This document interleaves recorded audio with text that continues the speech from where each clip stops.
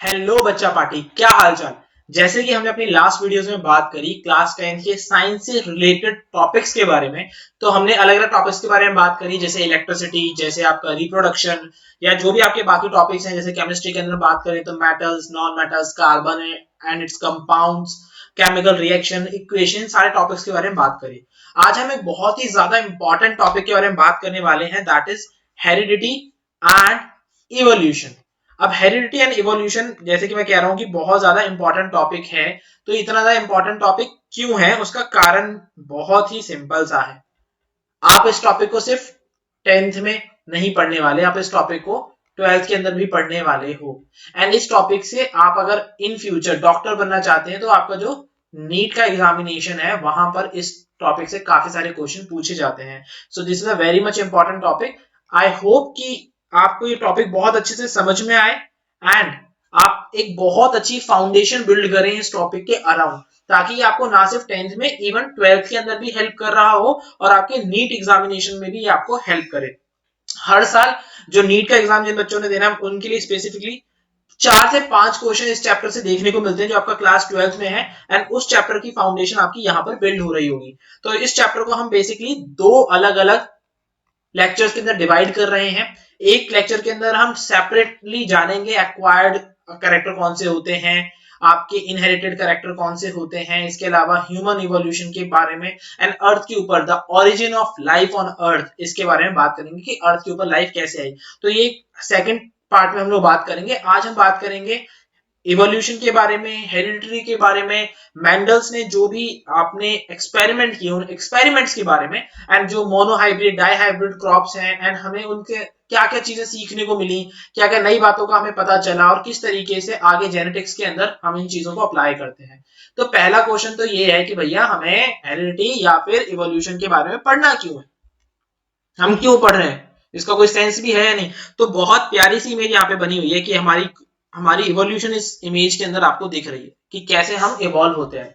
अब इवोल्यूशन को पढ़ना इसलिए जरूरी है ताकि हम हमारे पैटर्न्स को समझ सकें, ताकि हम हमारे पैटर्न्स को समझ सकें, ताकि हम हमारे डीएनए को समझ सकें, डीएनए के साथ साथ ताकि हम हमारे जीनोम को समझ सकें।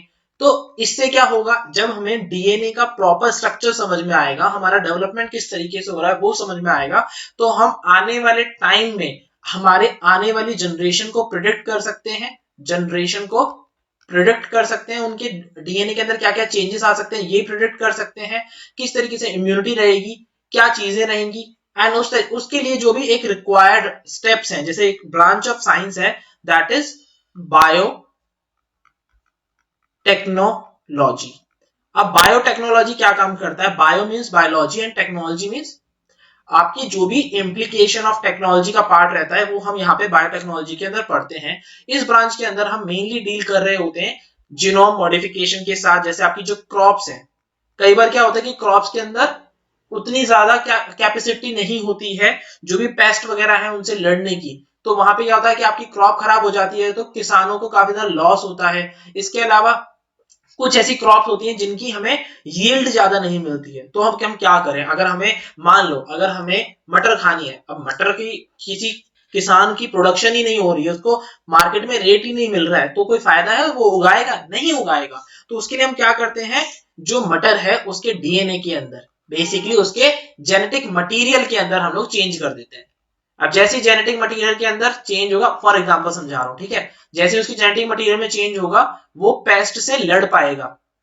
तो हमें वहां पे क्या हो गया, हमारा कॉस्ट ऑफ प्रोडक्शन कम होगा एंड इसकी वजह से ज्यादा प्रोडक्शन हो पाएगा एंड हमें सस्ते रेटों में चीजें मिल पाएंगी। ठीक है, वो हम इवोल्यूशन को क्यों पढ़ रहे हैं, ताकि हम इन सारे स्टेप्स को समझ पाए कि हो ऐसा हो क्यों रहा है, क्यों लोगों के अंदर डिफरेंस देखने को मिलता है, क्यों जो हमने सेक्सुअल रिप्रोडक्शन पढ़ा वहां पे जो वेरिएशन आ रहा है उससे क्या हमारी पूरी की पूरी स्पीसीज के ऊपर फर्क पड़ने वाला है। तो वो हम इवोल्यूशन के थ्रू जान सकते हैं, राइट। तो पहले हम बात करेंगे हेरिडिटी के बारे में। तो हेरिडिटी क्या है, the transmission of characters from parents to their offspring is called heredity. यानी कि आपके माँ बाप से, यानी कि ये आप एक मदर हो गए, ये आपके फादर हो गए एंड ये आप हो गए, तो आपके मदर से और आपके फादर से जो भी कैरेक्टर्स आपके अंदर आते हैं उनको हम क्या बोलते हैं, ट्रेट्स आते हैं उनको हम बोल रहे होते हैं heredity. The hereditary information is present in the sex cell. अब ये इंफॉर्मेशन कहां होती है, तो हमने सेक्सुअल रिप्रोडक्शन के अंदर देखा, सेक्सुअल रिप्रोडक्शन के अंदर देखा कि ये इंफॉर्मेशन कहां होती है, गैमीट्स के अंदर। और गैमीट्स क्या होते हैं, सेक्स सेल्स होते हैं बेसिकली, या जिनको हम लोग गैमीट भी बोल रहे हैं। बात करें मेल गैमीट के बारे में, तो मेल गैमीट कौन सा है, ह्यूमंस के अंदर बात कर रहे हैं तो स्पर्म्स। और फीमेल गैमेट कौन सा है आपका, फीमेल गैमेट कौन सा है, दैट इज ओवा या ओवम। ठीक है, these are gametes, male gamete and female gamete. तो अब एक जो आपके फादर हैं उनका जो एक क्या है, जो डीएनए है, जो हेरिडिटरी इंफॉर्मेशन है वो किसके थ्रू ट्रांसफर हो रही है, स्पर्म के थ्रू। एंड मदर की जो एक इंफॉर्मेशन है वो किसके थ्रू आ रही है, ओवा या ओवम के थ्रू। तो हमने एक चीज पढ़ी थी, सेक्स डिटर्मिनेशन इन ह्यूमंस, तो वहां पे हमने देखा कि ये मेल होता है, ये फीमेल होता है। तो ये सेक्स क्रोमोसोम होते हैं मेल के, और ये सेक्स क्रोमोसोम होते हैं फीमेल के। एंड जब स्पर्म और आपके ओवा का फ्यूजन होता है तो वहां पे जाइगोट का फॉर्मेशन होता है by the process of fertilization. अब यहाँ पे 50-50 चांसेस है कि फीमेल का फॉर्मेशन हो सकता है, अगेन इस वाले क्रोमोसोम से ये वाला क्रोमोसोम मिलेगा तो भी फीमेल का फॉर्मेशन होगा। अब ये दोनों क्रोमोसोम के पार्ट आपस में मिलेंगे तो ये मेल का फॉर्मेशन करेंगे। तो क्या हो रहा है यहाँ पे, कैरेक्टर दोनों के आ रहे हैं ना, मेल और फीमेल के, तो किसके थ्रू आ रहे हैं, ये आपके जेनेटिक मटेरियल जो ट्रांसफर हो रहा है ये आपके गैमीट्स के थ्रू, या कह सकते हैं सेक्स सेल्स के थ्रू ये ट्रांसफर हो रहा है। तो इस वजह से हम लोग क्या कहेंगे कि हेरिडिटरी इंफॉर्मेशन किसके थ्रू ट्रांसफर होती है, आपके गैमेट्स या फिर सेक्स सेल के थ्रू ट्रांसफर होती है। Gamete constitute the link between one generation to another generation and the next and pass on the parental and maternal character or traits to the offspring। यानी कि gametes क्या है, link है आपकी parents के बीच में और आपकी जनरेशन के बीच में। जो जेनेटिक लिंक है वो कौन है, वो है गैमेट्स, या फिर जिनको हम बोल रहे हैं सेक्स सेल या फिर स्पर्म या ओवा। ठीक है, आई होप कि ये पॉइंट आपको बहुत अच्छे से क्लियर हुआ होगा। Now if you talk about variation, अब होता क्या है ना कि जब भी गैमेट्स ट्रांसफर होते हैं, मान लो ये कोई मेल है, मान लो ये कोई दोबारा यहाँ पे देखते हैं, हाँ मान लो ये कोई मेल है और इनकी मीटिंग होती है एक फीमेल के साथ। ठीक है, अब ये जो फीमेल है इसकी सेक्स क्रोमोसोम क्या है, एक्स और एक्स। इसको हम चलो थोड़ा और कह देते हैं, इसको हम एक्सएफ एक्सएफ एक बार के लिए लिख देते हैं। मान लो कि ये मदर के क्रोमोसोम है। ठीक है, अब मानो, और ये एक्स को ना मैं फादर एफ, इसको मैं पी लिख देता हूं। ठीक है, इसको मैं पी लिख देता हूं, वरना इसको थोड़ा सा और चेंज करते हैं। ठीक है, इसको चेंज करते हैं थोड़ा सा, इसको मैं ऐसे लिखता हूं, ये मदर का एक्स क्रोमोसोम है। ठीक है, और ये फादर का एक्स क्रोमोसोम है, और वाई क्रोमोसोम तो आई फादर से रहा है तो डिफरेंशिएट हो पा रहा है। अब क्या हुआ कि मीटिंग के अंदर पहला चांस क्या है कि ये वाला क्रोमोसोम इस वाले पार्ट से जाके आपका एक चांस ये होगा, एक फीमेल इस तरीके से क्रिएट हो सकती है, दूसरी फीमेल के अंदर भी अगेन सेम पार्ट बन सकता है, एंड मेल के अंदर क्या बनेगा, ठीक है, एक्स एम और एक सेकेंड, एक्स एम और वाई, और एक्स एम एंड वाई, और यहां पे भी क्या बनेगा, एक्स एम एंड वाई।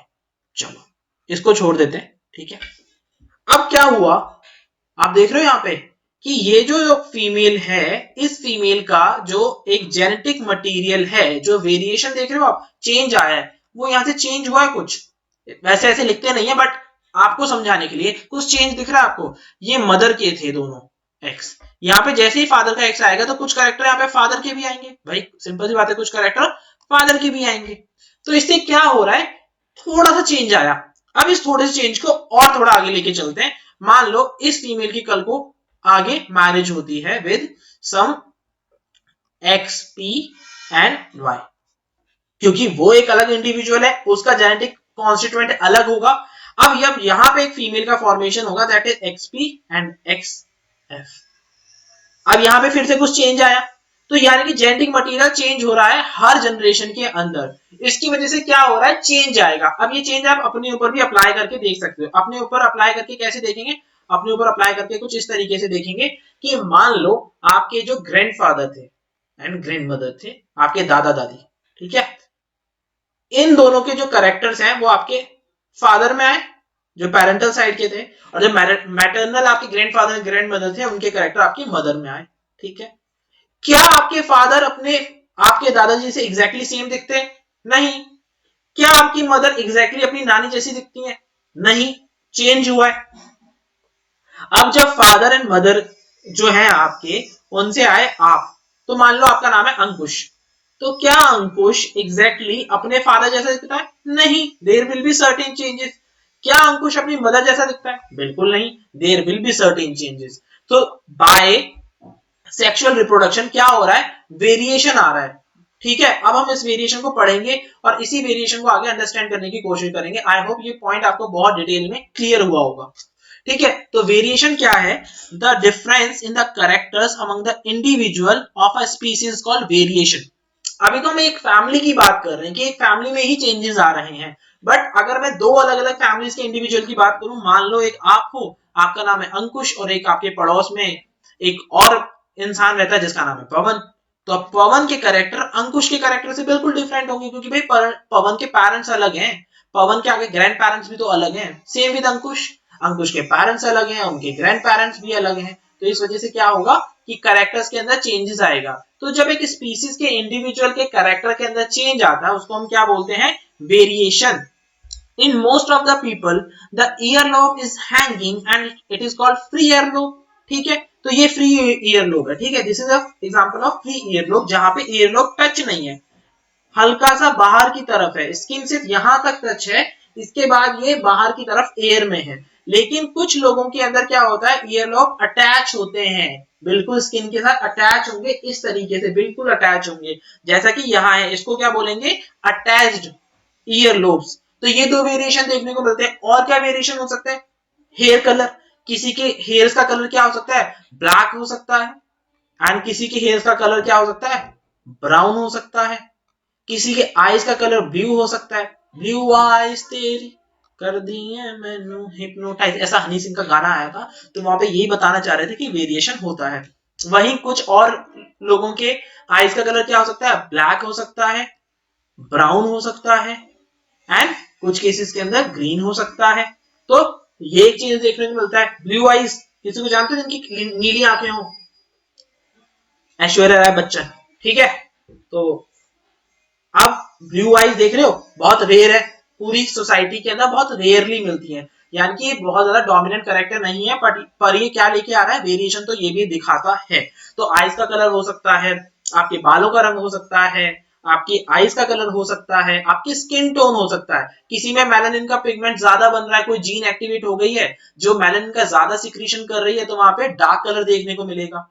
ठीक है, डार्क कलर देखने को मिलेगा। वहीं वो लोग जिनमें मेलानिन का जो कंसंट्रेशन है वो कम होता है, तो वहां पे लाइट टोन देखने को मिलेगा, गोरा रंग देखने को मिलेगा, है ना, गोरी गोरी बाकी छोरी। हाँ, ऐसा कुछ आपको देखने को मिलेगा। तो ये सारे के सारे चेंजेस आपको देखने को मिलते हैं बिकॉज ऑफ वेरिएशन। ठीक है, एंड अब वेरिएशन क्यों आता है इसको हम आगे पढ़ेंगे, बट थोड़ा सा इसको यहीं पे बात करें। तो जैसे मेलानिन की हमने बात करी, तो मेलानिन क्यों बन रहा है? Because of environment. एनवायरमेंट में जितनी ज्यादा हीट होगी उतना ज्यादा कलर जो है डार्क होगा, ताकि वो हमें सन की रेडिएशन से बचा सके। इसीलिए जो लोग हिमालय वाले रीजन में रहते हैं, जो लोग आप मान लो आप जम्मू कश्मीर, श्रीनगर, आपका हिमाचल प्रदेश, इस एरिया में रहेंगे, वहां पे ऑटोमेटिकली, यहाँ पे आप ईस्टर्न साइड में जाए इंडिया के, अरुणाचल प्रदेश, ये बाकी ये वाला जो त्रिपुरा वाला रीजन है, ये जो रीजन है, यहाँ पे लोगों का कलर जो है काफी फेयर देखने को मिलेंगे। क्यों? क्योंकि वहां पे कंडीशन क्या है? कोल्ड एनवायरनमेंट है। कोल्ड एनवायरनमेंट की वजह से क्या हो रहा है? हीट का प्रोडक्शन कम है, तो बॉडी क्या है? मेलानिन कम बनाएगी। ठीक है, लेकिन आप राजस्थान चले जाओ तो वहां पे क्या होगा? डेजर्ट है, हीट बहुत ज्यादा है, तो इंसान अपने आप को बचाने के लिए क्या कर रही है? बॉडी, इंसान की बॉडी को बचाने के लिए मेलानिन का सिक्रीशन हो रहा है वहां पे। ठीक है, तो ये एनवायरनमेंट के ऊपर भी इफेक्ट, मतलब एनवायरनमेंट के इफेक्ट की वजह से भी आपको वेरिएशन देखने को मिलते हैं। बात करते हैं वेरिएशन क्या है। अब क्या वेरिएशन क्या नेसेसरी है? बिल्कुल। अगर वेरिएशन नहीं होंगे तो ऑर्गेनिक इवोल्यूशन का बेसिस ही क्या है? वेरिएशन। अगर वेरिएशन नहीं होंगे तो ऑर्गेनिक इवोल्यूशन हो ही नहीं पाएगा। क्यों? अब देखो इसको इस एग्जांपल से समझते हैं कि एक स्क्वायर था, इसके अंदर थोड़ा सा चेंज आया, तो इसके जो हमने कॉर्नर थे वो थोड़े से राउंड कर दिए, वो हमने थोड़े से राउंड कर दिए। फिर हमने थोड़ा सा और चेंज लेके आया इसके अंदर, तो इसको हमने धीरे धीरे करते करते over a period of time एक स्क्वायर को हमने किस में कन्वर्ट कर दिया, एक सर्कल के अंदर। ये क्या था, स्क्वायर था, उसको किस में कन्वर्ट कर दिया, अल्टीमेटली हमने through certain process is to a circle. Similarly evolution में भी क्या हुआ कि धीरे धीरे चेंजेस होते गए, वेरिएशन आते गए। तो इंसान ने, पहले इंसान ऐसे चलता था, ठीक है, हाथ आगे रख के, फिर इंसान ने सीधा खड़ा होना शुरू किया, जिसको हमने क्या बोला, उस स्पीशीज को हमने नाम दिया होमो इरेक्टस, ठीक है, क्योंकि इरेक्ट हो गया, क्योंकि सीधा खड़ा हो गया, तो उसको इरेक्टस बोल दिया। फिर धीरे धीरे और चेंजेस आते गए, तो इंसान ने कहा यार आग बना लेते हैं, कपड़े बना लेते हैं, कॉटन की खेती कर लेते हैं, एग्रीकल्चर कर लेंगे, पढ़ लिख लेते हैं, कंप्यूटर चला लेते हैं, हमने इनको बोल दिया होमोसेपियन, ठीक है, ये हो गया आपका होमोसेपियंस। तो क्या हो रहा है, इवोल्यूशन का बेसिस क्या है ऑर्गेनिक इवोल्यूशन का, दैट इज वेरिएशन। जैसे जैसे थोड़े थोड़े चेंजेस आए, पहले 4 हाथों पे चलना शुरू किया, फिर 4 पैरों से हमने 2 हाथ कर लिए, 2 पैर कर लिए, सीधे खड़े हो गए, चलना शुरू किया, धीरे धीरे चेंजेस आ रहा है, धीरे धीरे वेरिएशन आ रहा है, जिसकी वजह से क्या हो रहा है, इवोल्यूशन। हम क्या कहेंगे भाई, ये वाला जो है ना होमो इरेक्टस, ये होमोसेपियंस के अंदर इवॉल्व हो गया, या जो होमोसेपियंस है वो होमो इरेक्टस से इवॉल्व हुए हैं। तो इवोल्यूशन का बेसिस क्या है, वेरिएशन, इसलिए वेरिएशन जरूरी है। दैट्स व्हाई सेक्सुअल रिप्रोडक्शन के अंदर क्या आता है, आपके चेंजेस आते हैं, या जिनको हम क्या बोल सकते हैं, अदर, और क्या बोल सकते हैं, वेरिएशंस आते हैं, ठीक है। आई होप ये आपको क्लियर हो रहा होगा। अब एक्यूमुलेशन ऑफ वेरिएशन की बात करते हैं, ठीक है। The significance of variation shows up only if it is continues to be inherited by the offspring for several generation। मान लो कोई चेंज आया, मान लो कि अभी कोविड आया है ना, तो हमने मास्क लगाना शुरू कर दिया, तो ये एक वेरिएशन हो गया, मतलब वेरिएशन हमारी बॉडी में नहीं हुआ, हम इसको एक एज एन एग्जांपल समझ रहे हैं, ठीक है, एक्सटर्नली एक वेरिएशन हो गया ना, पहले मास्क नहीं लगाते, मास्क लगाना शुरू कर दिया। अब अगर यही करेक्टर आगे कई जनरेशन तक चलता रहे, हर कोई मास्क लगाए, तो हाँ, तो इसको हम एक इनहेरिटेड बोल सकते हैं। इनहेरिटेड का मतलब क्या होता है, जो बॉडी के, ये मैं एक एग्जांपल एक्सटर्नल एनवायरनमेंट से बात कर रहा हूं, बट इन एक्चुअल में क्या होता है, जो आपकी बॉडी के अंदर, जो आपके डीएनए के अंदर चेंजेस आ रहे हैं, वो एक ऑफस्प्रिंग से, एक जनरेशन से दूसरी ऑफ जनरेशन में, पेरेंट्स से अपने बच्चों में अगर ट्रांसफर हो, तो उनको हम क्या कहेंगे, तो ही उन वेरिएशन को हम सिग्निफाई मानेंगे। मान लो मेरी बॉडी में कोई चेंज आया, मुझे कोई एलर्जी होगी, एलर्जी की वजह से मेरा स्किन टोन जो है यहां से मान लेते हैं डार्क हो गया, अब इसका कोई मतलब है नहीं है, ये वेरिएशन मेरी बॉडी में है, यहीं पे खत्म हो गया, जब नेक्स्ट जनरेशन आएगी उसकी बॉडी का कलर तो नॉर्मल होगा, तो कोई चेंज नहीं हुआ। बट मेरे ग्रैंड पेरेंट्स का कलर अगर डार्क है ड्यू टू सर्टेन रीजन, फिर मेरे पेरेंट्स के जो कलर है वो भी डार्क है, ठीक है, मेरा कलर भी डार्क है, आगे भी डार्क है, अब ये चलता चला गया, तो yes this is accumulation of variation. अब वो ग्रैंड पेरेंट्स में ऐसा क्यों आया, maybe they are living in certain hot environment, जहां पे उनका स्किन टोन चेंज होना पड़ा बिकॉज ऑफ सन हीट, तो इसको हम वेरिएशन कंसीडर करेंगे, ठीक है। तो ये क्या है कि वेरिएशन का क्या होता है, एक्यूमुलेशन होता रहता है एक जनरेशन से दूसरी जनरेशन तक, और उन्हीं वेरिएशन का सिग्निफिकेंस है जिसको हम अपनी एक जनरेशन से दूसरी जनरेशन को और उनकी जनरेशन आने वाली जनरेशन को ट्रांसफर कर सके, right? The great advantage of variation to a species is that it increases the chances of survival in a changing environment। यानी कि वेरिएशन का फायदा क्या है, वेरिएशन हो रहा है समझ में आ गया, बट वेरिएशन का फायदा क्या है, वेरिएशन का फायदा ये है कि वेरिएशन हमें ये ज्यादा चांस प्रोवाइड करता है कि हम ज्यादा सरवाइव कर पाए, या फिर सर्वाइवल ऑफ द फिटेस्ट के बारे में भी हम पढ़ेंगे।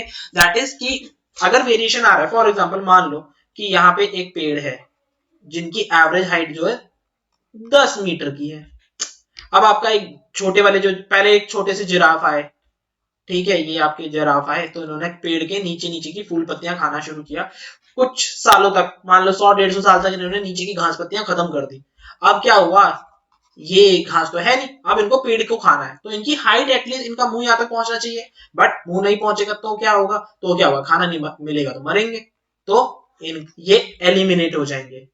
अब धीरे धीरे क्या काम करेगा, जिराफ को पता चल गया कि भैया अगर मैंने खाना वाना नहीं खाया उसको इस पेड़ पे से, तो मैं मर जाऊंगा। तो जिराफ क्या करेगा, धीरे धीरे अपनी गर्दन को एक्सटेंड करना शुरू करेगा, एंड इसकी वजह से क्या होगा कि गर्दन की लंबाई बढ़ती चलेगी, ये खा सकता है, इसको एज एग्जाम्पल ही समझें, ठीक है। अब ये खा सकता है, खा सकता है तो क्या होगा, अब क्या होगा अगर ये इस पेड़ को की पत्तियों को खा सकता है, सर्वाइव करेगा। अब इसको समझ में आ गया कि भैया सर्वाइवल ऐसी होना है, गर्दन लंबी होगी तो सर्वाइवल होगा। तो इसके जर्म सेल, जो इसके सेक्स सेल्स हैं, जब इनके अंदर सेक्स सेल्स या फिर जो इसके जर्म सेल्स या फिर इसके जो गैमीट्स हैं, जब ये इंफॉर्मेशन इसके डीएनए के अंदर आ जाएगी कि हमें लंबी गर्दन के साथ पैदा होना है, और जब 1-2 जनरेशन 3 जनरेशन 5 जनरेशन लंबी गर्दन के साथ पैदा होंगी, उसको तब हमें एडवांटेज क्या मिलेगा, सर्वाइवल। अब जो छोटी हाइट के होंगे वो तो मर जाएंगे, फूड किसको मिलेगा, जिनकी हाइट लंबी होगी। So this is the advantage, ठीक है। तो वेरिएशन का सबसे ज्यादा इंपॉर्टेंस कहां पर है कि ये हमें एडवांटेज प्रोवाइड करता है, ये हमें ज्यादा चांसेस प्रोवाइड करता है सर्वाइवल के, इसलिए एक जनरेशन से दूसरी जनरेशन ज्यादा क्या होती है, एडवांस होती चली आती है।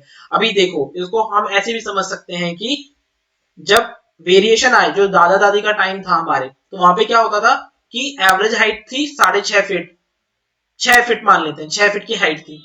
लेकिन आपके फादर की एवरेज हाइट की बात करें तो 5'7" से लेके 5'10" के बीच में होगी। आपकी हाइट की बात करें तो 5'7" तक होगी। आने वाली जनरेशन की बात करें तो एक पैटर्न है कि हाइट कम हो रही है। क्यों कम हो रही है, क्योंकि अब हमें फिजिकल वर्क नहीं करना। हमारे जो एंसेस्टर्स थे वो कहाँ, किस सेक्टर में थे, एग्रीकल्चर में थे, एग्रीकल्चर में थे। लेकिन जो हमारे फादर की जनरेशन है वो कहां पर है, सर्विस सेक्टर में है।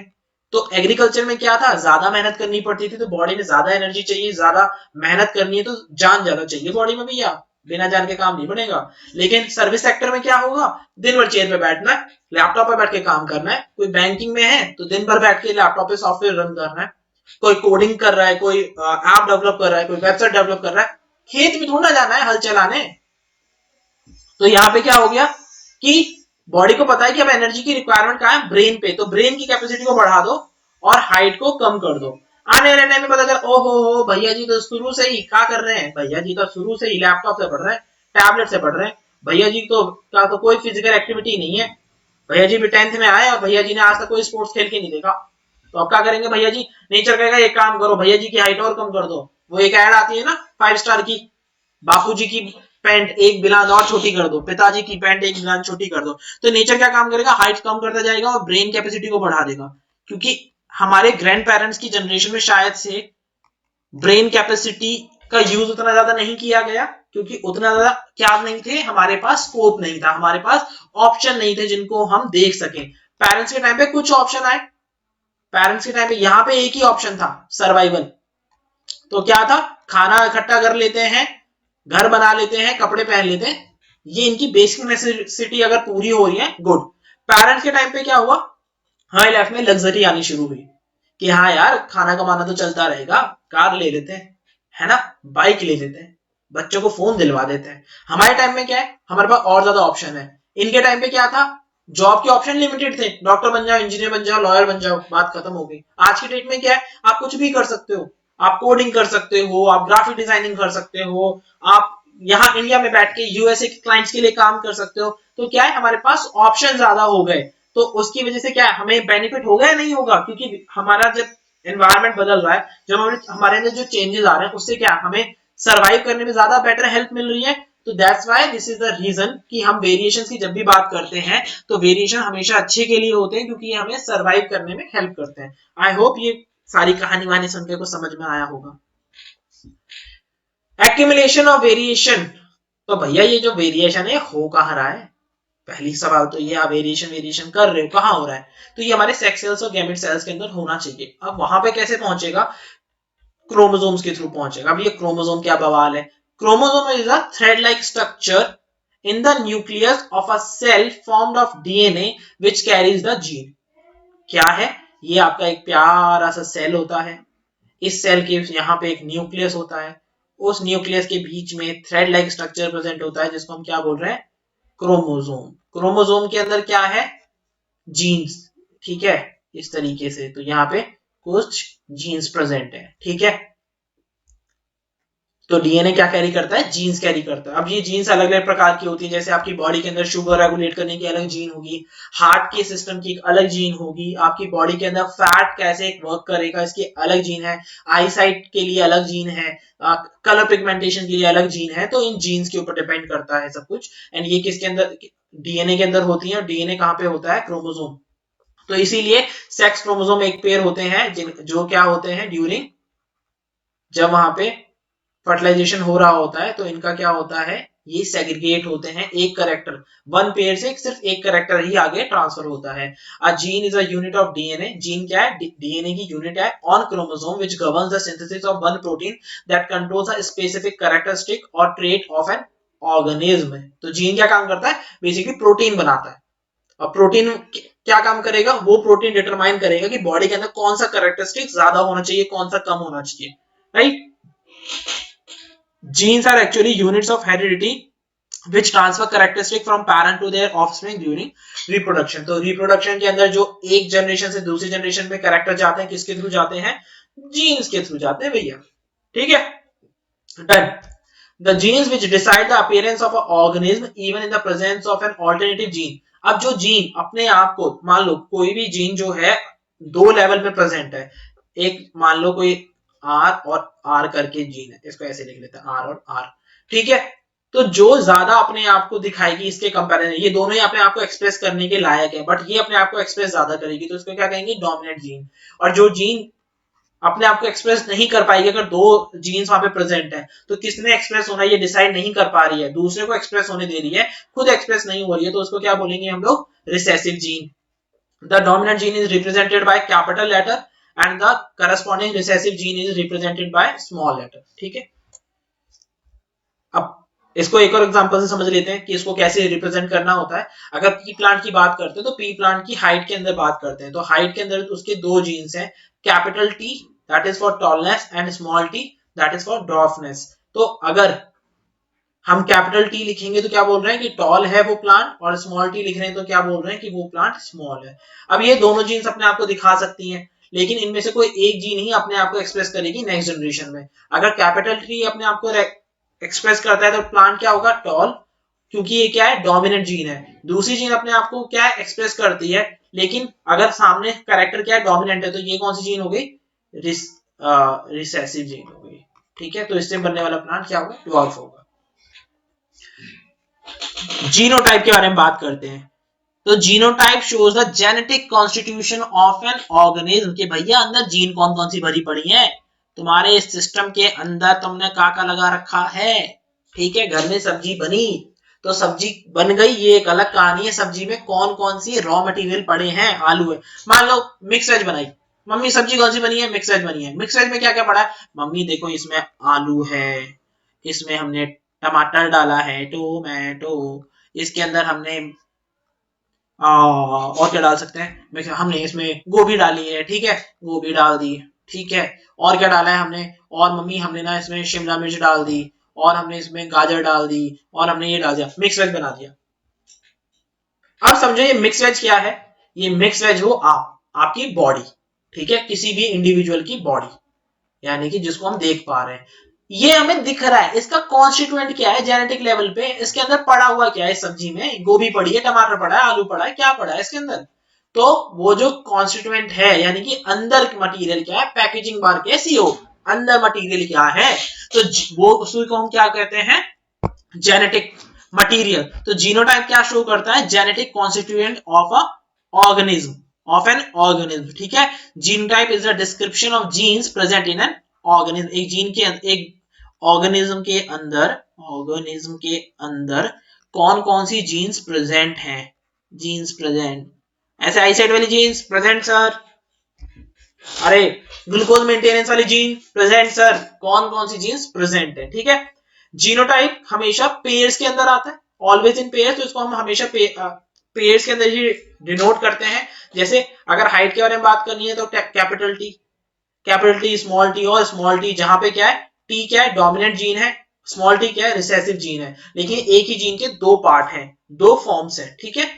Genotype of a tall plant can be capital T, but obvious सी बात है भाई, ऑप्शन नहीं है। कैपिटल टी और स्मॉल टी में क्या होगा भाई, ये भी टॉल प्लांट होगा, क्योंकि जो कैपिटल टी है वो अपने आप को, वो क्या है यहाँ पे डोमिनेंट जीन है, तो वो क्या काम करेगा, प्लांट को टॉल बनाएगा। लेकिन अगर कोई केस आता है जिसमें दोनों ही स्मॉल टी है, तो उसको हम क्या बोलेंगे, रिसेसिव जीन, या दोनों प्रेजेंट होने की वजह से प्लांट जो है ड्वार्फ है। The characteristic which is visible in an organism is called phenotype. तो जीनोटाइप क्या है? अंदर वाला मटेरियल। अंदर क्या है? आलू गोभी सब्जी, तो वो क्या है? जीनोटाइप। मिक्स वेज का जीनोटाइप का सब्जियां। अपना जीनोटाइप क्या है? Genetic material. अपना फिनोटाइप क्या है? जो करेक्टर हमें दिख रहे हैं। अरे बालों का रंग तो काला है ना, ये चांद सी नीली आंखें, कुछ ऐसा है ना, चांद सी रोशन आंखें, झील सी रोशन आंखें, कुछ भी कह लो, वो जैसी भी आंखें हैं, वो क्या है? वो फिनोटाइप दिखा रहा है। तेरी रेशमी जुल्फें, जुल्फें कैसी हैं? फिनोटाइप दिखा रहा है। ठीक है, तो फिनोटाइप क्या है? जो करेक्टर दिखाता है ना। सुराही सी गर्दन, सुराही सी गर्दन क्या दिखा रही है? फिनोटाइप दिखा रही है। बाहर वाले कैरेक्टरिस्टिक किसे दिखते हैं? फिनोटाइप से। अंदर वाले कैरेक्टरिस्टिक के बारे में जब बात करेंगे, जेनेटिक मटेरियल के बारे में बात करेंगे, that is denoted by genotype. ठीक है, when two parents cross or breed to produce progeny or offspring, their progeny is called first filial generation or F1 generation, where F stand for filial, which denotes progeny of a cross। क्या दिखाती है? Progeny of cross को दिखाती है कि जब दो parents को क्रॉस करवाया जाता है, जो जनरेशन आती है उसको हम फर्स्ट फेलियल जनरेशन या F1 जनरेशन कहते हैं, जहाँ पे फेलियर जो है वो डिनोट करता है प्रोजेनी ऑफ अ क्रॉस को। ठीक है, जब सेकंड जनरेशन यानी कि जो फर्स्ट जनरेशन में हमारे पास इंडिविजुअल आए, जब उनको क्रॉस करवाया जाता है, तो जो जनरेशन हमारे पास आती है उसको सेकंड फेलियर जनरेशन या F2 जनरेशन कहते हैं। अब ये बात हमें मेंडल साहब ने बताई थी, तो इसको थोड़ा सा देख लेते हैं। अब इसको थोड़ा सा समझते हैं यहाँ पे ना। तो यहाँ पे पहले यहाँ पे थोड़ा सा समझते हैं। मान लो इसको हम दोबारा से एग्जांपल को दोबारा पढ़ेंगे। ये एक प्लांट है डॉल, ये एक प्लांट है डॉल। ठीक है, इन दोनों का हमने क्रॉस करवाया, तो हमारे पास क्या possibility? Capital T capital T capital T capital T capital T and small T, capital T और स्मॉल टी, ये चार चांसेस आएंगे। चारों के चारों प्लांट्स हमारे पास बड़े हैं। मान लो मैं ये वाला प्लांट उठाता हूँ, capital T and small T वाला, बढ़ाओ सबको। ठीक है, अब ये हो गया हमारे पास। फर्स्ट जनरेशन में क्या है? सारे प्लांट टॉल होंगे, लेकिन ये फिनोटाइप क्या है? टॉल। जीनोटाइप क्या है? टॉल है। 3:1 आया। एक प्लांट कैपिटल टी है, लेकिन तीन plant capital T small T है। अब इस कैपिटल टी स्मॉल टी को अगर मैं ऐसे रख लूं, मान लो इसको अगर मैं ऐसे रख लूं, कैपिटल टी और स्मॉल टी को, और इसको इसी से क्रॉस करवा दूं, तो क्या आएगा? Capital T capital T capital T small T capital T small T small T small T. तो जीनोटाइप क्या है? 3:1। तीन प्लांट, सॉरी, फिनोटाइप क्या है? तीन प्लांट बड़े हैं, एक प्लांट छोटा है। लेकिन जीनोटाइप क्या है? 1:2:1। अब भाई ये दोनों टॉल तो होंगे, बट इनका अंदर का मटेरियल अलग है, तो इसको हम आगे देखेंगे। ठीक है, तो ये बताने के लिए था कि फर्स्ट जनरेशन कौन सी है। फर्स्ट जनरेशन जिसको आप ले रहे हो, उसका जब क्रॉस होता है, उससे जो प्रोजेनी डेवलप हुई, उस प्रोजेनी के इंडिविजुअल्स का जब क्रॉस होगा, वो सेकंड जनरेशन बनाएगा। लेकिन फर्स्ट जनरेशन वही है जो पेरेंट्स के बाद आ रही है। तो ये देख लो, पेरेंट्स के बाद फर्स्ट जनरेशन आई, एंड इसका जब क्रॉस करवाया गया तो सेकंड जनरेशन आई। ठीक है, अब ये बहुत स्टड बंदे, hero of the movie mister Mendel. अब मेंडल ने क्या काम किया? मेंडल ने जीवन में दुविधा तो बढ़ाई, लेकिन मेंडल ने बहुत बढ़िया काम किया। मेंडल ने सिस्टमैटिक स्टडी करी, first scientist to make a systematic study of patterns of inheritance which involved the transfer of characteristic from parents to progeny। जीवन में दुख तकलीफ बहुत दी है इन्होंने कि भैया पढ़ो बैठ के, तो हमारे जीवन में बस इतनी तकलीफ दी। बढ़िया क्या किया इन्होंने? बढ़िया इन्होंने ये किया, इन्होंने सिस्टमैटिक स्टडी कर दी कि जो जीन्स हैं वो किस तरीके से ट्रांसफर हो रहे हैं एक जनरेशन से दूसरी जनरेशन में, कैसे इनहेरिटेंस हो रहा है, कैसे वेरिएशन जा रहा है। तो इन्होंने इसको बहुत ही ज्यादा अच्छे तरीके से स्टडी किया। फर्स्ट पर्सन जिन्होंने इसकी साइंटिफिक सिस्टमैटिक स्टडी करी, पैटर्न्स को कैसे, कि पैटर्न्स किस तरीके से काम कर रहा है। तो मेंडल ने पी प्लांट लिया, आपकी मटर, पता नहीं कहाँ पे यार था, ले लिया। ठीक है, और मटर ली, और उसके अलग अलग कैरेक्टर्स को इन्होंने क्रॉस करवा के स्टडी किया कि एक कैरेक्टर के साथ कैसे काम कर रहे हैं, दो कैरेक्टर के साथ कैसे काम कर रहे हैं। तो उन्होंने वेरियस कैरेक्टर्स को यहाँ पे लिया। अब कैरेक्टर्स की बात करें तो मेंडल ने 7 अलग अलग प्रकार के कैरेक्टर लिए पी प्लांट के अंदर। पहला लिया उन्होंने शेप ऑफ सीड, क्या होगा? या तो राउंड होगा या रिंकल होगा, है ना, सूख गया होगा तो ऐसा खुरदरा सा होगा, वरना मुलायम सा सॉफ्ट सा राउंड होगा। दूसरा कलर ऑफ सीड ले लिया, या तो येलो होगा या ग्रीन होगा, दो केस है। पॉड की शेप, या तो इन्फ्लेटेड होगी या कंस्ट्रिक्टेड होगी। पॉड का कलर ग्रीन होगा या येलो होगा। फ्लावर कलर पर्पल होगा, व्हाइट होगा। फ्लावर लोकेशन एक्सियल फ्लावर है या टर्मिनल फ्लावर है। ठीक है जी। प्लांट साइज अभी बात करी थी, टॉल है या डॉर्फ है। तो इन्होंने इन 7 कैरेक्टर्स को लेके स्टडी किया और इन्होंने बहुत खूबसूरती के साथ इसको स्टडी किया और बहुत अच्छे से इन्होंने 2 लॉज हमको दिए जिनके बारे में अभी हम पढ़ने वाले हैं। अब यहाँ पे क्या है कि मेंडल ने जब इनको स्टडी किया तो इससे हमें क्या फायदा हुआ, हमें यह फायदा हुआ कि इस बेसिस पे अब हम किसी भी ऑर्गेनिज्म के कुछ कैरेक्टर्स को पकड़ के स्टडी कर सकते हैं। अब मेंडल ने पी को ही क्यों लिया, कोई और ने क्यों नहीं लिया, क्योंकि इसकी ग्रोथ बहुत जल्दी हो जाती है, शॉर्ट ड्यूरेशन की इसकी टाइम ड्यूरेशन है प्लांट की ग्रो करके फ्रूट आने की, तो मेंडल को ज्यादा वेट नहीं करना पड़ा। वरना पता चला आम का पेड़ लगाया 4 साल तक वेट ही कर रहे हैं मेंडल, फिर 4 साल में अगला 4 साल बाद एक कैरेक्टर पढ़ा, फिर 4 साल बाद एक कैरेक्टर पढ़ा, फिर 4 साल बाद एक कैरेक्टर पढ़ा, 40 साल में 10 ही कैरेक्टर पढ़ पाए मेंडल साहब। तो मेंडल ने इसलिए पी को लिया कि शॉर्ट ड्यूरेशन में ज्यादा कैरेक्टर्स को स्टडी कर सकते हैं, क्योंकि जो इस बीज को बोने से लेके जो फ्रूट आने का टाइम है वो कम है, तो इसके लिए इसके जल्दी जल्दी हम इसके कैरेक्टर्स को स्टडी कर सकते हैं। एक्यूमुलेशन ऑफ वेरिएशन के अंदर बात करें तो मेंडल ने क्या काम किया, a new form of plant resulting from a cross of different varieties of plant is called hybrid. तो मेंडल ने बोला कि देखो भैया बात क्या है कि 2 अलग अलग टाइप के प्लांट को लेके अपन मिक्स करा दे, उसको अपन हाइब्रिड बोलेंगे। तो उन्होंने यहाँ पे फिर 2 तरीके से कैरेक्टर पढ़े, मोनो हाइब्रिड क्रॉस किया और डाई हाइब्रिड क्रॉस किया। मोनो हाइब्रिड क्रॉस के अंदर उन्होंने 1 पेयर ऑफ कॉन्ट्रास्टिंग कैरेक्टर को पढ़ा। जैसे मोनो हाइब्रिड में उन्होंने क्या ले लिया, प्लांट की हाइट को ले लिया कि भैया टॉल है या फिर डॉर्फ है, तो उन्होंने इतना ले लिया। तो फर्स्ट जनरेशन सेकंड जनरेशन को उन्होंने स्टडी किया।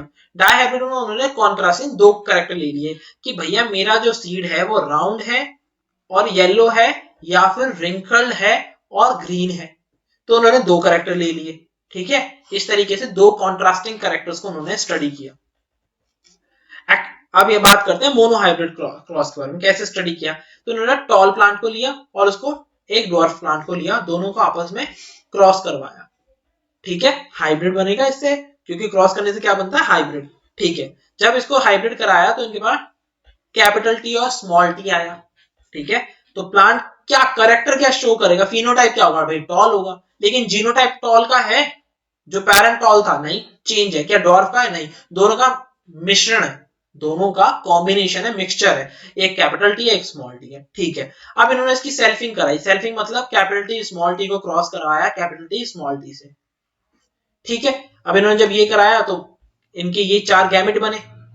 ठीक है, कैपिटल टी स्मॉल टी यहां से, कैपिटल टी स्मॉल टी यहां से। अब जब इस टी को इस टी के साथ किया तो कैपिटल टी, इसको किया इसके साथ तो कैपिटल टी स्मॉल टी, इसको किया capital T small T small T small T, तो ये हमारे पास 4 आए। अब इसका फिनोटाइप देखोगे, फिनोटाइप क्या, कैरेक्टर देखोगे तो क्या रेशो आएगा, 4 प्लांट में से 3:1, 3 क्या है टॉल और 1 क्या है डॉर्फ। लेकिन अगर इसका जीनोटाइप देखोगे तो ये क्या है, दोनों ही डोमिनेंट जीन है। तो एक ऐसा प्लांट है जो टॉल है लेकिन दोनों ही जीन कैसी हैं, डोमिनेंट। 2 ऐसे प्लांट है जो टॉल है लेकिन जिसमें एक जीन डोमिनेंट है एक जीन रिसेसिव है, और एक ऐसा प्लांट है जिसमें दोनों ही जीन रिसेसिव है। ठीक है, तो यहाँ पे क्या हो गया, अब इसका जीनोटाइप अलग बना, 4 प्लांट का फिनोटाइप क्या है 3:1, लेकिन जीनोटाइप क्या है 1:2:1। तो यहाँ पे हमने मोनो हाइब्रिड क्रॉस को देखा, यहाँ पे हमने एक कॉन्ट्रास्टिंग कैरेक्टर को पकड़ा, that is height of a plant. बात करें, अब हमने 2 कैरेक्टर्स को पकड़ लिया, तो हम डाई हाइब्रिड क्रॉस की बात करेंगे।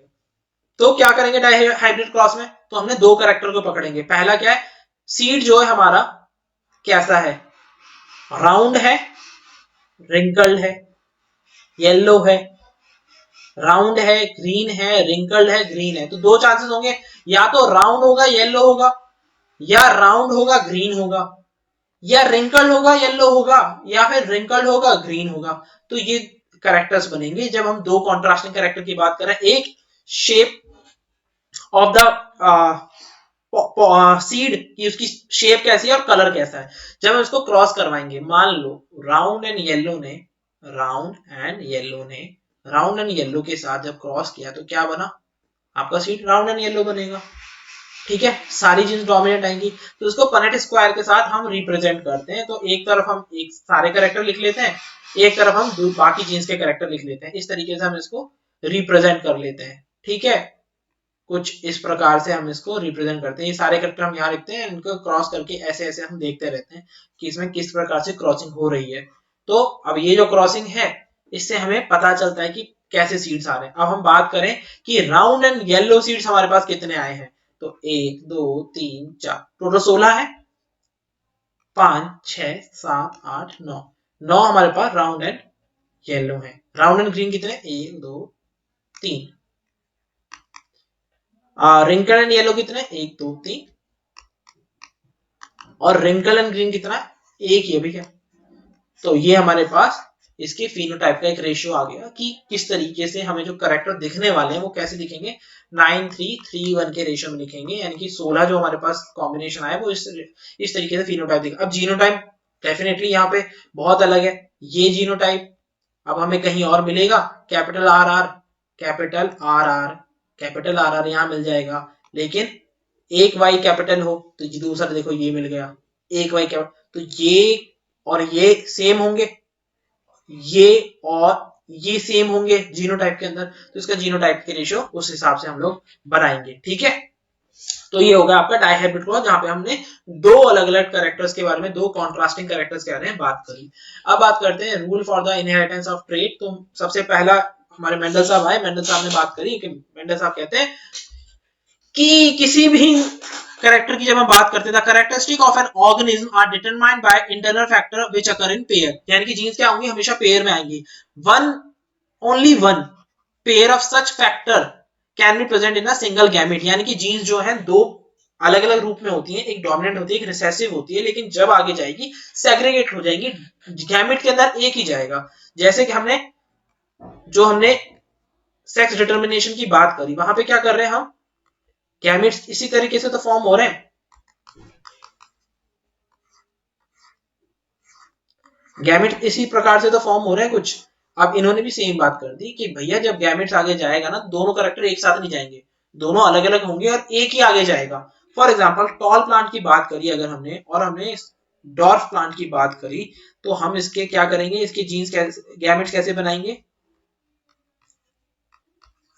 अब ये इसके साथ जाएगा तो कैपिटल टी स्मॉल टी, ये इसके साथ जाएगा तो कैपिटल टी स्मॉल टी, ये इसके साथ जाएगा तो कैपिटल टी स्मॉल टी, और ये इसके साथ जाएगा तो कैपिटल टी स्मॉल टी, ऐसे बनाएगा।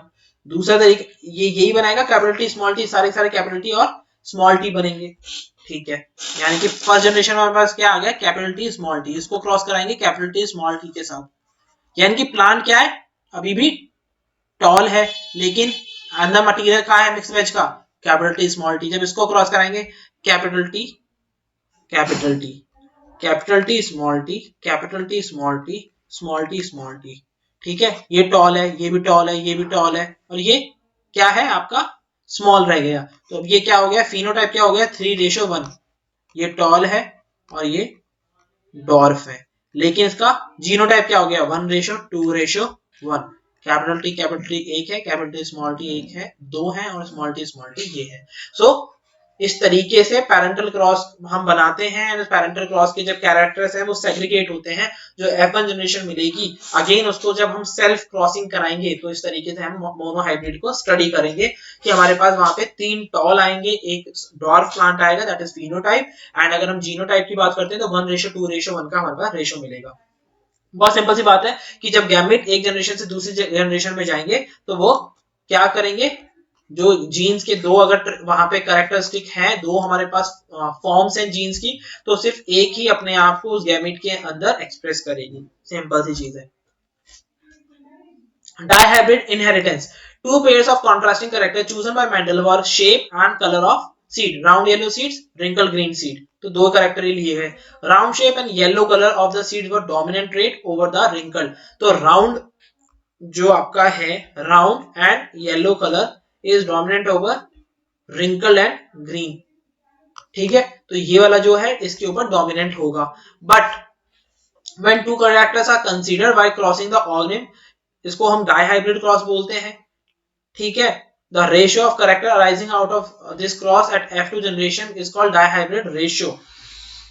अब रेशियो की बात करें तो 9:3:1 आएगा, एंड ये कहता है कि जब हम इसको क्रॉस कर रहे हैं, जैसे हम इसको यहाँ पे क्रॉस कर रहे थे, तो जो एक करेक्टर है वो दूसरे करेक्टर से इंडिपेंडेंट है। ऐसा नहीं होगा कि भाई दोनों एक दूसरे का, जैसे राउंड है और येलो है, ग्रीन है और रिंकल्ड है, ऐसा नहीं होगा कि राउंड जो है वो ग्रीन के साथ नहीं आ सकता, जो येलो है वो रिंकल्ड के साथ नहीं आ सकता। ये दोनों ही चीजें आपस में इंडिपेंडेंट रहेंगी।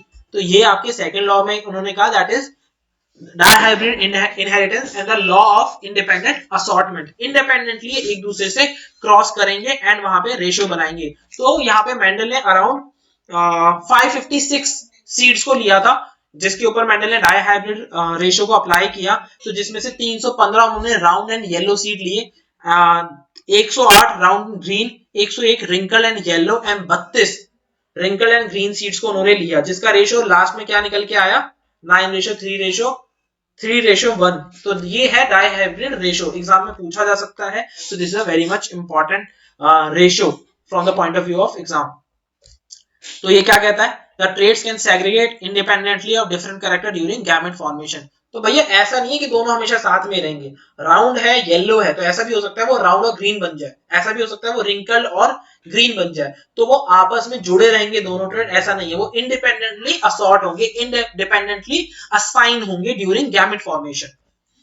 ठीक है, ये देखो येलो राउंड, ग्रीन रिंकल्ड, ये आया, इसको इसी को के साथ क्रॉस किया अपन ने, तो अपने पास येलो ग्रीन भी, येलो और राउंड भी आए, ग्रीन और राउंड भी आए, yellow round, yellow and wrinkle, green and wrinkle. तो इस तरीके से इन्होंने बात करी कि दोनों आपस में इंडिपेंडेंट है, ऐसा नहीं है कि दोनों साथ साथ में जाएंगे। जब गैमेट फॉर्मेशन होगा तो दोनों अलग होंगे, अलग से असाइन होंगे। अब ये कैरेक्टर कैसे जाते हैं एक जनरेशन से दूसरी जनरेशन में, सबसे इंपॉर्टेंट चीज तो होता क्या है, the characteristic of trait of parents are transmitted to their progeny through genes present in their chromosome during the process of sexual reproduction. The progeny inherits two genes for each trait from its parent, but the traits shown by the progeny depend on the inherited gene is dominant of the two. यानी कि jeans transfer होते हैं parent से बच्चों की तरफ, तो वहीं पे वो जीन्स अपने आप को एक्सप्रेस करते हैं। कौन सी जीन एक्सप्रेस करेगी, दोनों ट्रेट जाएंगे, कौन सी एक्सप्रेस करेगी, जो डोमिनेंट होगी। अभी जाते कैसे हैं, तो सबसे पहले क्या होता है, गैमिट फॉर्मेशन होता है, यानी कि स्पर्म मेल गैमिट है और ओवा या ओवम फीमेल गैमिट है। ठीक है, अब इन दोनों गैमिट का क्या होगा, नेक्स्ट स्टेप में स्पर्म और ओवा का फ्यूजन होगा। यहां पे एक प्रोसेस देखने को मिलेगा, फर्टिलाइजेशन, एंड फर्टिलाइजेशन के बाद यहाँ पे क्या फॉर्मेशन होगा, जाइगोट फॉर्मेशन होगा। अब ये जाइगोट आगे डेवलप होगा एक नए इंडिविजुअल के अंदर। तो इस तरीके से जो जीन्स है भाई साहब, वो एक जनरेशन से दूसरी जनरेशन में ट्रांसफर होंगे। यानी कि सबसे पहले आपका गैमेट फॉर्मेशन होगा और वो गैमेट्स जब बनेंगे उनके अंदर जीन्स प्रेजेंट है, ऑलरेडी डीएनए प्रेजेंट है, तो जीन्स जो भी सेग्रीगेशन होना है, जो भी आपके यहाँ पे क्या गैमेट बने, सेक्स डिटरमिनेशन होना है, ब्लड ग्रुप डिटरमिनेशन होना है, वो सब कुछ यहीं पे हो जाएगा। जाइगोट का फॉर्मेशन होगा, उस नए इंडिविजुअल के अंदर नए वेरिएशन, नए ट्रेट्स या इनहेरिटेड ट्रेट्स देखने को मिलेंगे। How do jeans control the characteristic, just like plant characteristic, जैसे हमने प्लांट के बारे में बात करी, एनिमल्स के अंदर भी कैरेक्टरिस्टिक जो है including human beings are also transmitted from parents through the process of sexual reproduction. तो एनिमल्स के अंदर भी कैसे ये जीन्स के अंदर वेरिएशन आ रहे हैं, कैरेक्टरिस्टिक ट्रांसफर हो रहे हैं थ्रू सेक्सुअल रिप्रोडक्शन। अब बात करते हैं सबसे इंपॉर्टेंट चीज के बारे में इस लेक्चर की, दैट इज ब्लड ग्रुप का डिटर्मिनेशन कैसे होता है। तो हमारे अंदर बेसिकली 4 टाइप के ब्लड ग्रुप ह्यूमंस में देखने को मिलते हैं, एक और होता है 5वें टाइप का। ठीक है, तो अभी हम 4 टाइप की बात करते हैं जो मेजरली हैं, A group, B group, AB group, O group. ठीक है, एक और होता है बॉम्बे ब्लड ग्रुप, वो बहुत रेयरली मिलता है तो उसके बारे में बात नहीं करेंगे। हम अभी 4 ब्लड ग्रुप के बारे में बात करेंगे, A group, B group, AB group और ओ ब्लड ग्रुप। ठीक है, the blood group system is controlled by a gene which has 3 different forms denoted by symbol IA, IB, IO। तो ये जो जीन है ये आपकी ब्लड ग्रुप को डोनेट करती है, इसकी 3 डिफरेंट फॉर्म है, IA, IB, IO। IA and IB dominant gene है, IO क्या है, उतनी डोमिनेंट नहीं है, रिसेसिव जीन है। In the other word the blood group IO is recessive in relation to IA and IB। ठीक है, यानी कि हमारे पास कहने का मतलब सीधा सीधा एक जीन है जिसके 3 रूप हैं, IA, IB and IO, and इनके अंदर IO क्या है, रिसेसिव है। अब इसके क्या क्या चांसेस हो सकते हैं कि IA हमेशा जीन पेयर में रहेगी, तो ए ब्लड ग्रुप ऐसे भी बन सकता है, और एक ब्लड ग्रुप ऐसे भी बन सकता है, बी ब्लड ग्रुप ऐसे ही बन सकता है और बी ब्लड ग्रुप ऐसे ही बन सकता है। अगर ये हुआ तो आपका ए बी ब्लड ग्रुप बनेगा, एंड अगर आपकी दोनों ही रिसेसिव जीन हुई तो आपका ओ ब्लड ग्रुप बनेगा। अब प्लस माइनस भी बोलते हैं, ए बी पॉजिटिव है ना, बी पॉजिटिव बी नेगेटिव, तो वो एक अलग चीज है, that is R H factor, उसके बारे में बात नहीं कर रहे हैं अभी। अभी हम बात कर रहे हैं सिर्फ और सिर्फ ब्लड ग्रुप के बारे में, आर एच फैक्टर के बारे में भी बात नहीं कर रहे हैं। तो ओ ऐसे बनेगा, ठीक है। तो यहाँ पे कई बार न्यूमेरिकल भी पूछ लिया जाता है कि किस तरीके से आप ब्लड ग्रुप डिटरमाइन करोगे। तो देखते हैं, करके देखते हैं, तभी पता चलेगा, है ना। तो एक सैंपल प्रॉब्लम करके देखते हैं। एक मैन है having a blood group A marries a woman having a blood group O. They have a child. What will be the blood group of the child? अब इतना ही बोला है, तो A ब्लड ग्रुप है, बस इतना पता है। तो वुमेन का पता है, ठीक है, यहाँ पे लिख देते हैं मैन और यहाँ पे लिख देते हैं वुमेन, ठीक है। तो वुमेन का क्या है, ओ है, तो ओ के अंदर तो एक ही चांस बन सकता है, लेकिन ए के अंदर हमने देखा अगर ब्लड ग्रुप ए है तो दो चांस होंगे, आई ए या फिर आई ए आई ओ, ये दो चांसेस बनेंगे। तो क्रॉस करो, अगर यहां से एक ही आगे जाएगा तो यहां से आई ए आगे जाएगा, बेचारे इसके पास तो एक ही है, तो यहां से आई ओ ने ही जाना है पक्का। यहां से दो आगे जा सकते हैं, आई ए आगे जा सकता है या फिर आई ओ, तो दो केसेस बनेंगे यहाँ पे। अगर यहाँ पे आई ए गया तो दैट इज अगेन, तो इसको ही मिटा देते हैं, तो यहाँ पे दो केसेस बनेंगे। अगर केस वन की बात करते हैं हम, अगर हम केस वन की बात करते हैं जहां पे हमें फादर से क्या आ रहा है, आई ए आ रहा है और मदर से आई ओ गया, तो इस केस में क्या बनेगा, ब्लड ग्रुप ए। दूसरे केस की बात करते हैं जहां से आई ए आ सकता है, मदर से क्या आया, ओ, ब्लड ग्रुप ए, ठीक है। तो ये तो हमने बात करी ए के बारे में। केस टू क्या हो सकता है, यहाँ पे हमारे पास क्या आ रहा है, आईओ आ रहा है फादर से आईओ, तो क्या चांस बनेगा, तो ओ। तो यहाँ पे दो ब्लड ग्रुप बन सकते हैं, केस वन के अकॉर्डिंग हमारे पास ए ब्लड ग्रुप बन सकता है और हमारे पास केस टू के अकॉर्डिंग ओ ब्लड ग्रुप बन सकता है। तो दोनों के क्या है, 50-50% चांसेस हैं कि यहाँ पे ए ब्लड ग्रुप बनेगा या फिर बी ओ ब्लड ग्रुप बनेगा, इस दोनों के हमारे पास 50-50 चांसेस हैं। तो इस तरीके से कई बार न्यूमेरिकल देके भी आपसे क्वेश्चंस इस पर्टिकुलर चैप्टर से और खास करके blood group determination, sex determination के बेसिस पे आपसे सवाल पूछे जा सकते हैं कि बताओ कि अगर ये ब्लड ग्रुप है तो कौन सा ब्लड ग्रुप आएगा, अगर फादर का ओ ब्लड ग्रुप है, मदर का जो है ब्लड ग्रुप आई आई ओ है, तो क्या चांसेस होंगे।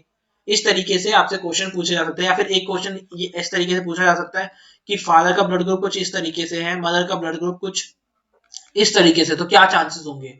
तो देखो यहाँ पे I B I O I A and I O gene बन सकती है।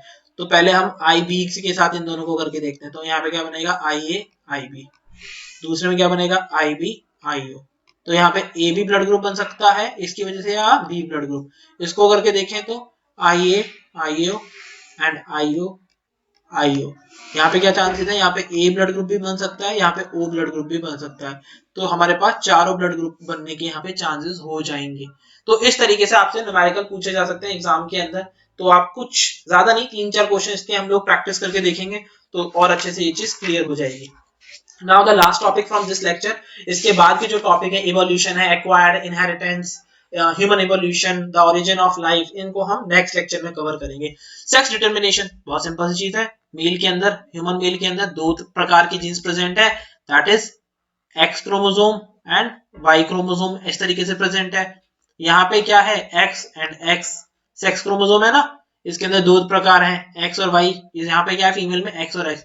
अगर ये वाला एक्स, ये वाला एक्स अगर इस वाले एक्स से जाके मिलता है तो क्या चांसेस है कि डॉटर, है ना, एक्स एक्स बना तो डॉटर। ये वाला एक्स इस वाले एक्स से जाके मिला तो भी डॉटर। ये वाला वाई इस वाले एक्स से मिला तो सन। ये वाला वाई इस वाले एक्स से मिला तो सन। क्या चांसेस है कि आने वाली जनरेशन में मेल या फिर फीमेल कौन घर में आने, नन्ना मुन्ना मेहमान लड़का होगा या लड़की, क्या है 50-50 का रेशियो भैया, ठीक है। एंड सेक्स डिटर्मिनेशन किसके ऊपर डिपेंड कर रहा है, मेल या फीमेल, फीमेल के पास तो दोनों सेम ही है ना, तो फीमेल के ऊपर डिपेंड नहीं कर रहा है। सेक्स डिटर्मिनेशन किसके ऊपर, फादर के ऊपर डिपेंड कर रहा है। तो कई बार इंडियन सोसाइटी में टैबू होता है, आपने भी सुना होगा कि हमें तो सिर्फ बेटा ही चाहिए, वो एड आती है गवर्नमेंट बहुत ज्यादा ट्राई करती है अवेयर करने के लिए।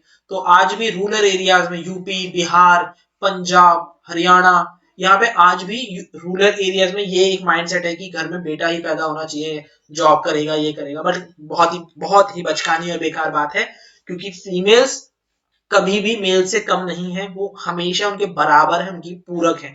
ठीक है, तो कभी भी ये थॉट प्रोसेस वाले लोग हैं, थॉट प्रोसेस ही गलत है कि male are superior, no one is superior. आप दोनों के पास सिमिलर अपॉर्चुनिटीज है, सिमिलर सेम नंबर की हड्डियां हैं, सेम आंखें, सेम हाथ है, सेम पैर है, सेम काम कर सकते हो ना। देश का प्रधानमंत्री अगर मेल बन सकता है तो फीमेल भी बन सकती है। देश का राष्ट्रपति अगर फीमेल है तो मेल भी हो सकता है ना। तो हर कोई काम आप कर सकते हो, इस दुनिया में कोई काम नहीं है जिसको आप डिवाइड कर दो कि नहीं मेल ये काम बहुत अच्छे से कर सकता है, फीमेल नहीं कर सकता, ऐसा कोई भी काम नहीं है। हाँ, ये जो एक चीज कही जाती है, इसका एक आप दे सकते हो, physical strength. Physical strength males की बाय नेचर फिजिकल स्ट्रेंथ ज्यादा होती है, बट ऐसा नहीं है फीमेल्स डेवलप नहीं कर सकती। अगर फीमेल्स डेवलप करने पे आए तो वो मैरी कॉम भी बन सकती हैं, है ना, और एक ही मुक्के में काम खत्म कर देंगे भैया। तो ये सोच ही गलत है। अगर आपकी ऐसी सोच है तो उसको सुधारें, सोसाइटी में किसी की सोच है तो उसके ऊपर भी काम करें कि भैया डिटर्मिनेशन करने वाले तो ये हैं। तो आज ही फीमेल्स के साथ ये रूरल एरियाज में चीजें होती हैं, जिसको आप यहाँ से बहुत अच्छे से अंडरस्टैंड करेंगे कि इसके लिए डिपेंडेंट फादर है, एक मेल अपने चाइल्ड की जेंडर के लिए एक मेल रिस्पॉन्सिबल है जेनेटिकली, राइट। आई होप कि ये लेक्चर आपको बहुत अच्छे से क्लियर हुआ होगा कि हमारे ट्रेड कौन से होते हैं, मोनोहाइब्रिड क्या होता है, डाइहाइब्रिड क्या होता है, फिनोटाइप क्या होता है, जीनोटाइप क्या होता है, मेंडल ने क्या किया, मेंडल के दोनों लॉ ऑफ सेग्रीगेशन और इंडिपेंडेंट असॉर्टमेंट, इसके अलावा मेंडल ने कौन कौन से 7 कैरेक्टर्स के बारे में पढ़ा, पी को क्यों लिया, ये सारी चीजें बहुत अच्छे से क्लियर हुई होंगी। नेक्स्ट लेक्चर में हम लोग कवर करेंगे inherited and acquired character, evolution of humans and इसके अलावा origin of life on earth, homologous and analogous organs, तो फॉसिल्स, इन सब के बारे में हम नेक्स्ट लेक्चर में स्टडी करेंगे। टिल देन पढ़ते रहो, आग लगाओ, बचा दो, and subscribe to the channel or press the bell icon so that you can never miss a video from this particular channel। and ये हम लोग ट्राई कर रहे हैं कि आपको बेस्ट क्वालिटी कंटेंट प्रोवाइड किया जाए so that you can score maximum marks in your final examination। तो मिलते हैं नेक्स्ट लेक्चर में, टिल देन सी या, बाय बाय।